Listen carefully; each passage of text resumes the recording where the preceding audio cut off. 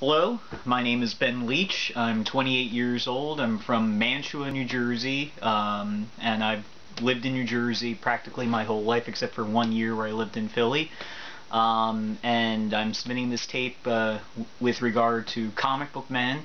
Comic books are a little bit of what I do, but mostly it's toys, action figures, video games, stuff that you could play with. And I'm very interested in sort of more obscure things from the 80s and 90s when I was growing up. You can see behind me there's a little bit of evidence of nerdity, Ghostbusters mask. You might be able to see Mr. T stuff in the background. This is a very small sampling of the sort of thing that permeates through my entire house. The item or collection of items that I'm planning on bringing in to Comic Book Men are these guys, and there's way more of them. Just dropped one, but what they are muscle men. They are figures from the 1980s. Pretty much every boy had them. You can see very tiny.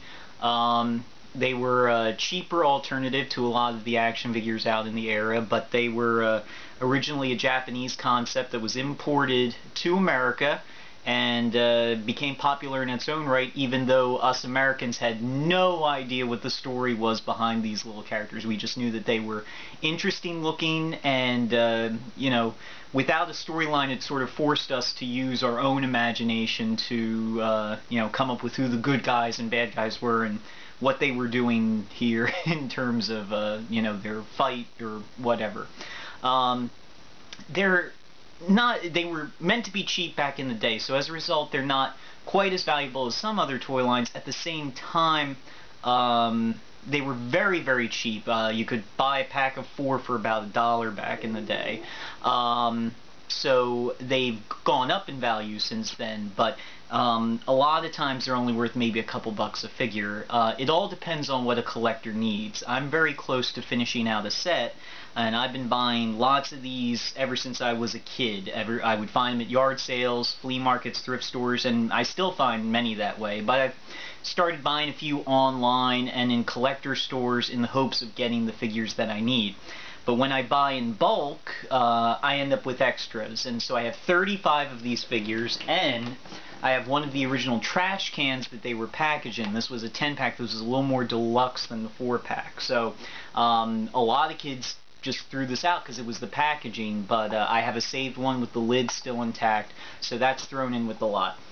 There's 35 figures. I know the guys need to make money on it. You know, I'm figuring 35 figures, $35, $1 a piece. If you go online, a lot of people will sell them for $2 to $3 a piece, and that way collectors can buy what they need. At this point, I don't need many figures, so I'd probably be willing to pay, you know, $3, $4, $5 for the ones that I need specifically. And that might be the case with some of these figures. There might be figures that a collector needs that they're willing to pay more for. So I hope I'm being fair in the price. You can read my questionnaire. I know quite a bit about these figures and several other 80s toys, but I hope this gives you a sense of who I am. Hopefully I'm photogenic and personable enough for your show, and look forward to communicating with you further. Thank you.